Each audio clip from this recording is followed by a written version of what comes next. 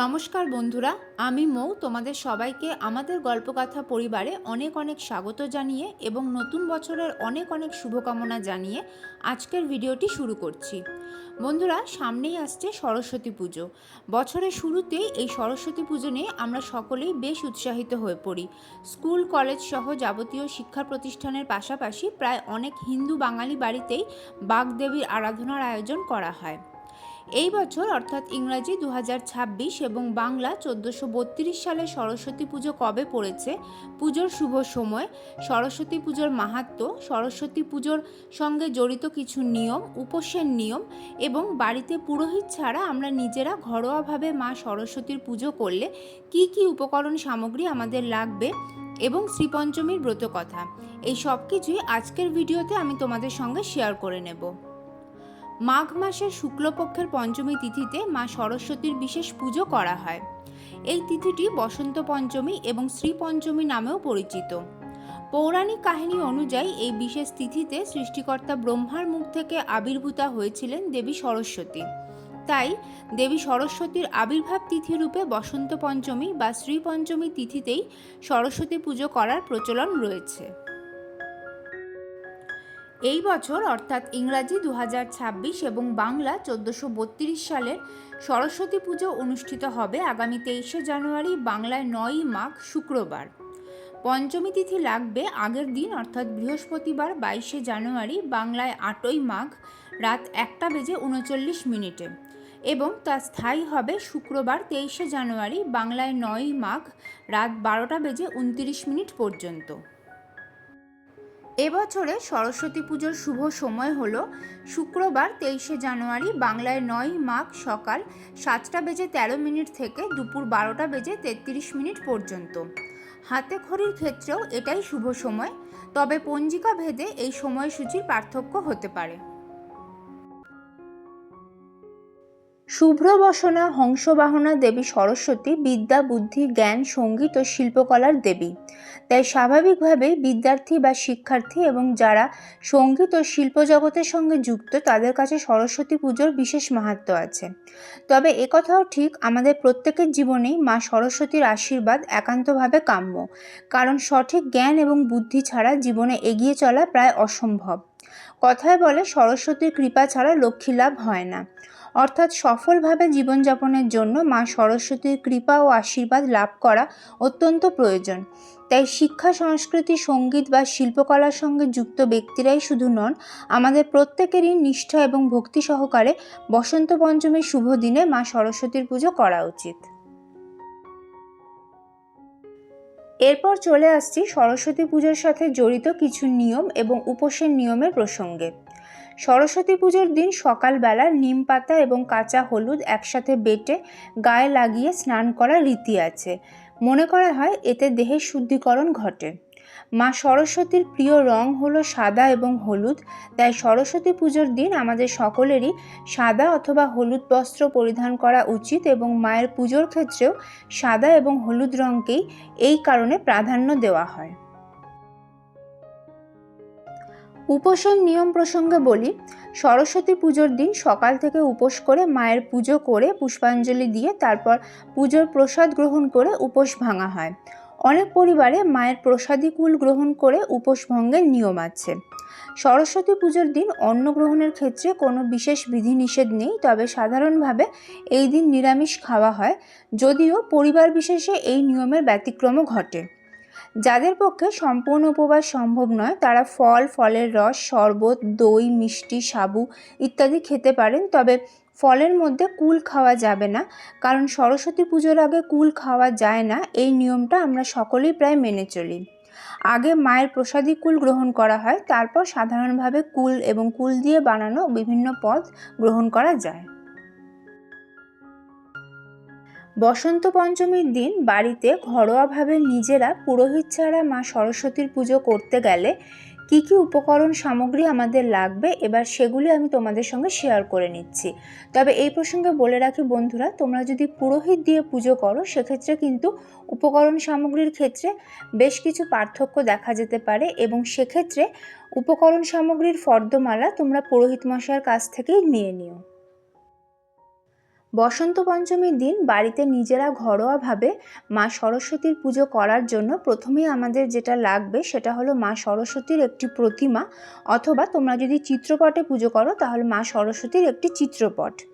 মায়ের আসনের জন্য লাগবে একটা কাঠের জলচৌকি আর একটা সাদা অথবা হলুদ রঙের নতুন কাপড়, যেটা জলচৌকির ওপর পাততে হবে। এছাড়াও পুজোর জন্য লাগবে গঙ্গা জল, একটা ময়ূর পালক, মাটির দোয়াত, কাঁচা দুধ, খাগের কলম, যবের শীষ, সামান্য পরিমাণে ধান এবং কিছুটা হলুদ সুতো। এই প্রসঙ্গে বলে রাখি বন্ধুরা, বাড়িতে যতজন স্টুডেন্ট আছে সেই সংখ্যক মাটির দোয়াত মায়ের পুজোর আসনে রাখা হয় এবং মাটির দোয়াতের মধ্যে খাগের কলম আর যবের শীষ দেওয়া থাকে, তাই যতগুলি মাটির দোয়াত লাগবে ঠিক ততগুলোই খাগের কলম এবং যবের শীষও লাগবে। এছাড়াও লাগবে সামান্য পরিমাণে অভ্র এবং আবির। আলপনা সরস্বতী পুজোর একটি অপরিহার্য অঙ্গ। সরস্বতী পুজোর আলপনা আঁকার জন্য আমাদের লাগবে খড়ি মাটি অথবা চালের গুঁড়ো। এছাড়াও মায়ের ঘট স্থাপনের জন্য লাগবে ঘট। মাটির ঘট ব্যবহার করা যেতে পারে অথবা পিতল কিংবা তামার ঘটও তোমরা ব্যবহার করতে পারো। ঘট জল দিয়ে পূর্ণ করতে হবে, তার জন্য পরিষ্কার জল লাগবে, কিংবা তোমরা গঙ্গা জল দিয়েও ঘট পূর্ণ করে নিতে পারো। ঘটের ওপর বসানোর জন্য লাগবে আম পল্লব। এছাড়াও লাগবে একটা মাটির সরা, কিছুটা গোটা আতপ চাল, গোটা ফল হিসেবে শশিস ডাব অথবা নারকেল অথবা কলা লাগবে। আর এই তিনটের মধ্যে কোনোটাই জোগাড় করতে না পারলে তোমরা হরিতকি দিয়েও ঘট স্থাপন করতে পারো। এছাড়াও লাগবে গঙ্গা মাটি। ঘটের ওপর ঘটাচ্ছাদন স্বরূপ নতুন গামছা বা চেলি কাপড় দিতে হবে। আর লাগবে একটা পইতে আর চাঁদমালা। এক্ষেত্রে দুটো চাঁদমালা লাগবে, একটা মা সরস্বতীর চিত্রপট বা প্রতিমাতে নিবেদন করা হবে এবং আরেকটা ঘটে দেওয়া হবে। এছাড়াও আমাদের লাগবে গোলা সিঁদুর। গুঁড়ো সিঁদুরের সঙ্গে তেল বা ঘি মিশিয়ে তোমরা গোলা সিঁদুর তৈরি করে নিতে পারবে। বাড়িতে ঘরোয়াভাবে পুরোহিত ছাড়া নিজেরা মা সরস্বতীর পুজো করে নিতে হলে আরও কিছু উপকরণ সামগ্রী আমাদের জোগাড় করে নিতে হবে। যেমন আমাদের লাগবে কিছুটা পরিমাণে পঞ্চশস্য, এছাড়াও লাগবে গোটা সুপারি, কাঁচা হলুদ অথবা হলুদের গাঁট, পান পাতা, সুপারি এবং হলুদের গাঁট বা কাঁচা হলুদ তোমরা 6-7টা করে জোগাড় করে রেখো। এছাড়াও লাগবে দুটো 1 টাকার কয়েন, কয়েকটা গোটা এলাচ লাগবে, কয়েকটা গোটা লবঙ্গও লাগবে, আর ফুল, বেলপাতা, দূর্বা এগুলো তো লাগবেই। এই প্রসঙ্গে বলে রাখি বন্ধুরা, সরস্বতী পুজোয় মাকে সাধারণত সাদা এবং হলুদ রঙের ফুল নিবেদন করা হয়। এছাড়াও যে ফুল ছাড়া মা সরস্বতীর পুজো অসম্পূর্ণ তা হলো পলাশ ফুল। তাই সরস্বতী পুজোর দিন অন্তত একটা পলাশ ফুল হলেও তোমরা মাকে নিবেদন করার চেষ্টা করো। এছাড়াও আমাদের লাগবে ফুলের মালা। এক্ষেত্রে 4টে ফুলের মালা লাগবে। পুজোর দিন মা সরস্বতীর চিত্রপট অথবা প্রতিমাতে একটা মালা নিবেদন করা হবে এবং ঘটে আরেকটা মালা নিবেদন করা হবে, আর বাকি দুটি মালা পরের দিন অর্থাৎ দধিকর্মার পুজোর সময় আমাদের লাগবে। এছাড়াও লাগবে তুলসী পাতা। তুলসী পাতা মা সরস্বতীকে সরাসরি নিবেদন করা হয় না, তবে সরস্বতী পুজোর শেষে লক্ষ্মী পুজো এবং নারায়ণ পুজো করে নিতে হয়। নারায়ণ পুজোর সময় আমাদের তুলসী পাতা লাগবে। বসন্ত পঞ্চমীর দিন সরস্বতী পুজোর জন্য আমাদের আরও লাগবে গোলাপ জল এবং অগরু। এছাড়াও মায়ের স্নানবিধি সম্পন্ন করার জন্য পরিষ্কার শুকনো একটা কাপড়ের টুকরো লাগবে। এক্ষেত্রে তোমরা সাদা বা হলুদ রঙের কাপড়ের টুকরো ব্যবহার করতে পারো।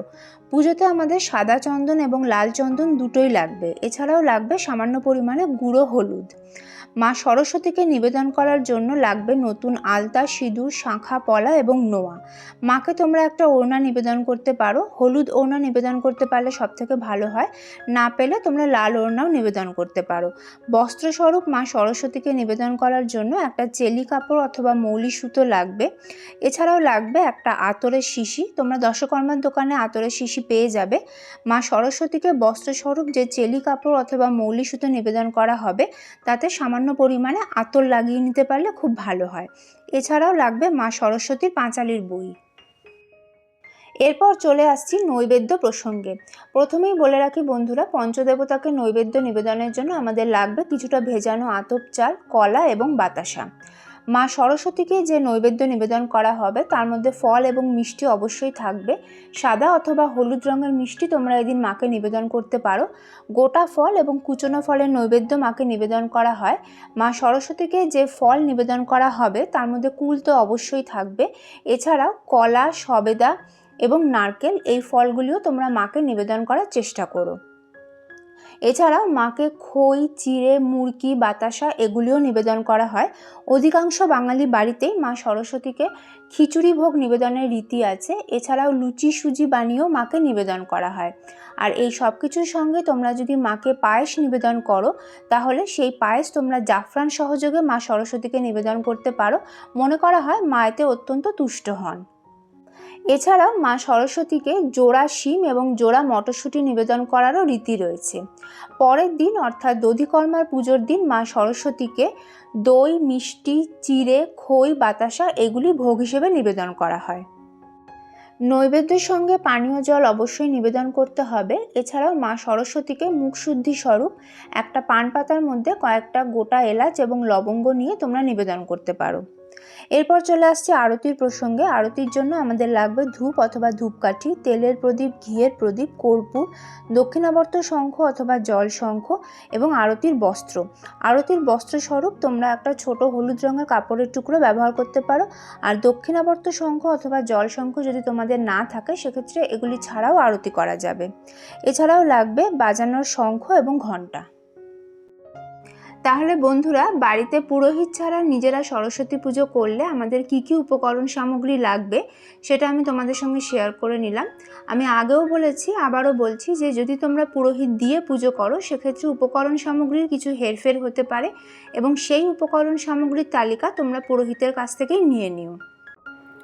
পুরোহিত ছাড়া ঘরোয়াভাবে নিজেরাই পুজো করি বা পুরোহিত ডেকে একটু বড় করে পুজোই করি, সরস্বতী পুজোর বাজারের লিস্টটা খুব একটা ছোট হয় না।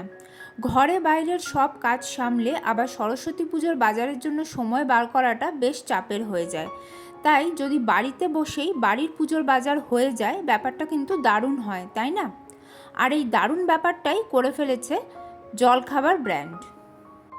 জলখাবার নিয়ে এসেছে সরস্বতী পুজোর দশকর্মার কিট, যেখানে সরস্বতী পুজোর জন্য প্রয়োজনীয় যাবতীয় দশকর্মার জিনিস একসাথে এক জায়গায় পাওয়া যাচ্ছে।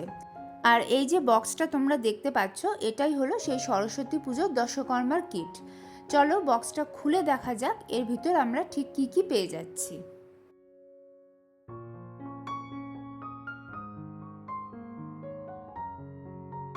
তো এই যে আমি বক্সটা ওপেন করছি, আর প্রথমেই দেখতে পাচ্ছি এখানে রয়েছে সরস্বতী ঠাকুরের একটা খুব সুন্দর ছবি। এছাড়াও রয়েছে সরস্বতী ঠাকুরের পাঁচালী এবং ব্রতকথার বই। আর বক্স ভর্তি আরও নানান জিনিসপত্র আছে, তোমরা তো দেখতেই পাচ্ছ। চলো এক এক করে দেখে নিই কী কী রয়েছে এখানে। তো একটু আগেই যেমনটা দেখলাম আমরা, এই বক্সে রয়েছে সরস্বতী ঠাকুরের একটা খুব সুন্দর চিত্রপট। এছাড়াও রয়েছে সরস্বতী ঠাকুরের পাঁচালী ও ব্রতকথার বই। আছে মধু, ঘি আর গঙ্গা জল। আছে গোচনা আর গোময়। এছাড়াও রয়েছে গঙ্গা মাটি, খড়ি মাটি। আছে দুটো চাঁদমালা। এছাড়াও আছে হলুদ রঙের 3 হাত জোড়, আছে একটা গামছা, আছে লাল চেলি আর লাল সুতো। এছাড়াও রয়েছে সিঁদুর, শাখা পলা, নোয়া। আছে একটা আয়নাও। এখানেই কিন্তু শেষ নয় বন্ধুরা, এই দশকর্মার কিটে রয়েছে খুব সুন্দর একটা মাটির দোয়াত, সঙ্গে একটা খাগের কলম। আছে ধূপকাঠি, কর্পূর আর দেশলাই বাক্স। আছে লম্বা সলতে। পঞ্চপ্রদীপের জন্য গোল সলতেও আছে।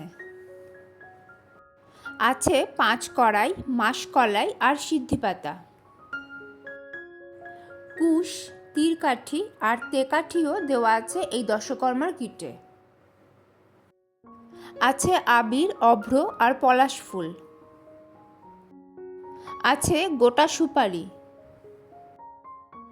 গোটা হরিতকিও আছে। এছাড়াও আছে আরও অনেক কিছু, যেমন পঞ্চগুড়ি, পঞ্চরত্ন। আছে মধুপর্কের বাটি, আসনাঙ্গুরি। পঞ্চশস্য আছে, ধানও আছে। সাদা সর্ষে আর কালো তিলও আছে। এছাড়াও আছে জব।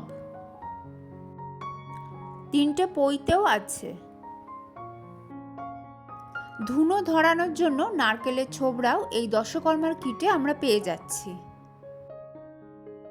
আর পেয়ে যাচ্ছি ধুনো পাউডার। তাহলে বন্ধুরা, তোমরা দেখলে যে সরস্বতী পুজোর জন্য প্রয়োজনীয় দশকর্মা জিনিসের অধিকাংশই এই কিটে আমরা পেয়ে যাচ্ছি। সরস্বতী পুজোর আগে এই কিট হাতে থাকা মানে আমার কাছে বড় সড়ো একটা রিলিফ, কারণ বাড়ির পুজোর দশকর্মার জিনিস অনেকটাই সর্টেড। তোমাদের যদি মনে হয় সরস্বতী পুজোর এই দশকর্মার কিট হাতে পেলে তোমাদের বাড়ির পুজোতেও অনেকটা সাহায্য হবে, তাহলে তোমরাও এটা অনলাইনে অর্ডার করে নিতে পারো। কলকাতা সহ সারা ভারতবর্ষে তো বটেই, ভারতের বাইরেও কিন্তু এই কিট ডেলিভারি করা হয়। কোথায় অর্ডার করতে হবে সেই সমস্ত লিঙ্ক তোমাদের সুবিধার্থে নিচে ডেসক্রিপশন বক্সে দেওয়া রইল। বন্ধুরা, এবার আমি তোমাদেরকে শ্রীপঞ্চমী ব্রত কথা পাঠ করে শোনাচ্ছি।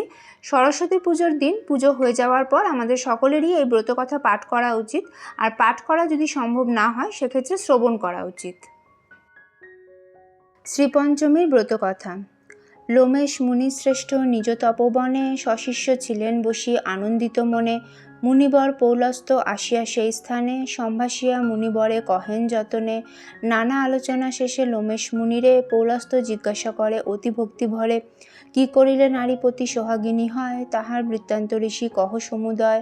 লোমেশ কহিল তবে শুনো মতিমান তাহার বৃত্তান্ত কথা করিব বর্ণন। পরম পবিত্র কথা অতি গুহ্য হয় শ্রবণ করিলে ইহা সর্বপাপক্ষয়। একদিন লক্ষ্মীসহ দেবনারায়ণ মধুর আলাপে মত্ত ছিল দুইজন। মলয় পর্বত মাঝে বৃক্ষ সমাকুলে সুশোভিত ছিল সব ফল আর ফুলে। সরোবরে পদ্মবনে পদ্মশোভা পায় ফুলে ফুলে অলিকুল সদা গুঞ্জরয়। সহসা নারদ ঋষি আসিয়া সেখানে ভক্তিভরে প্রণমিল লক্ষ্মীনারায়ণে। নারদে দেখিয়া হরি জিজ্ঞাসে তখন কিবা হেতু ওহে ঋষি তব আগমন। নারদ বিনয় কহে দেব জনার্দনে গিয়াছেন ওহে প্রভু তীর্থ পর্যটনে। নানা তীর্থ ভূমি শেষে গিয়া মর্তলোকে দেখি নরনারী ভোগে দুঃখ আর শোকে। মর্তের দুর্দশা হেরি কাঁদে মোর প্রাণ উপায় তাহার প্রভু করুণ বিধান। কি কার্য করিলে মর্তবাসী সুখে রবে কোন ব্রত ফলে সব দুঃখ দূরে যাবে। বিদ্যা বুদ্ধি নাহি কারো নাহি কোনো জ্ঞান পাপ কর্মে সদারত সবাই অজ্ঞান। লক্ষ্মী সরস্বতী দোহে ছেড়েছে সবারে অন্যের লাগিয়া সবে হাহাকার করে। বিদ্যাহীন সবে তারা পাপ কর্মেরত ধর্মকর্ম ত্যাজি সবে পাপাচারে রত। কি কার্য করিলে প্রভু সবে শান্তি পায় তাহার উপায় প্রভু বলুন আমায়। লক্ষ্মীদেবী বলে শুনো ওহে ঋষিবর মহাপুণ্য ব্রত আছে সংসার ভিতর।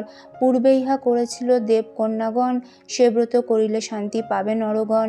করজোরে ঋষিবর জিজ্ঞাসে লক্ষ্মীরে সে ব্রতের কিবা বিধি বলুন আমারে। লক্ষ্মী বলে মন দিয়া শুনো তপধন ব্রতের বিধান আমি করিব বর্ণন। মাঘ মাসে শুক্লপক্ষে পঞ্চমী তিথিতে পালন করিবে ব্রত পরম ভক্তিতে। লক্ষ্মী আর সরস্বতী করিবে অর্চন লেখনীয় মৎস্যাধার করিবে স্থাপন। ফল মূল নৈবেদ্যাদি সাধ্য উপচারে যতনে করিবে পূজা বাণী কমলারে। 6 বর্ষ পরে ব্রত হবে উদযাপন ব্রত ফলে শান্তি পাবে নরনারীগণ। লবণবিহীন খাদ্য প্রথম বর্ষেতে 2 বর্ষ হবিষ্যান্ন খাবে বিধিমতে। 1 বর্ষ ফলমূল করিবে আহার 1 বর্ষ উপবাস বিধান ইহার। শেষ বর্ষে যথারীতি হবে উদযাপন ইহাতে মনের আশা হইবে পূরণ। ব্রত অন্তে ব্রত কথা করিবে শ্রবণ প্রসাদ লইবে পরে যত ভক্তগণ। এ ব্রতের ফলে লক্ষ্মী সদা তুষ্ট রয় কমলা অচলা রহে তাহার আলয়। বিদ্যার্থীর বিদ্যা হয় ধনার্থীর ধন ধনৈশ্বর্যে পূর্ণ হয় তাহার ভবন। স্বামী সোহাগিনী নারী ব্রত ফলে হয় পুত্রকন্যা পরিজন সদা সুখে রয়। অতএব ওহে ঋষি করহ গমন মর্তধামে গিয়া কর ব্রত প্রচারণ। শুনিয়া লক্ষ্মীর বাণী দেবর্ষি তখন মহানন্দে মর্তধামে করিল গমন। মর্তে আসি ঋষিবর ডাকি সর্বজনে বলিল ব্রতের কথা পরম যতনে। এই ব্রত লেখা আছে ভবিষ্য পুরাণে সংগ্রহ করিয়া তাহা লিখিনু যতনে। দীনহীন শক্তিপদ অতীব অজ্ঞান কৃপা করি দিও হরি শ্রীচরণে স্থান। শ্রীপঞ্চমী ব্রত কথা সমাপ্ত হইল মনের আনন্দে সবে হরি হরি বলো। তাহলে বন্ধুরা, আজকের ভিডিওতে আমি তোমাদের সঙ্গে এই বছরের সরস্বতী পুজোর পূর্ণাঙ্গ সময়সূচি, পুজোর শুভ সময়, সরস্বতী পুজোর মাহাত্ম্য, সরস্বতী পুজোর সঙ্গে জড়িত কিছু নিয়ম, উপোসের নিয়ম, বাড়িতে পুরোহিত ছাড়া নিজেরা ঘরোয়াভাবে সরস্বতী পুজো করলে আমাদের কি কি উপকরণ সামগ্রী লাগবে এবং শ্রীপঞ্চমীর ব্রতকথা, এই সব কিছু শেয়ার করে নিলাম। আশা করি ভিডিওটা কিছুটা হলেও তোমাদের কাজে লাগবে। কেমন লাগলো তোমাদের আজকের ভিডিও আমাকে কমেন্ট করে অবশ্যই জানিও। ভালো লাগলে লাইক এবং শেয়ার করে দিও। আর যদি তোমরা প্রথমবার এই চ্যানেলের ভিডিও দেখে থাকো তাহলে প্লিজ চ্যানেলটা সাবস্ক্রাইব করে নিও। আর সেই সাথে পাশে থাকা বেল আইকনটাও ট্যাপ করে দিও, যাতে আমাদের চ্যানেল থেকে আপলোড করা সব ভিডিও নোটিফিকেশন সময় মতন তোমাদের ফোনে পৌঁছে যায়। আজকের ভিডিও এই পর্যন্তই বন্ধুরা। সরস্বতী পুজো সংক্রান্ত আরও নতুন ভিডিও নিয়ে ফিরে আসবো খুব তাড়াতাড়ি। ঈশ্বরের আশীর্বাদে তোমরা সকলে ভালো থেকো, সুস্থ থেকো। জয় মা সরস্বতী।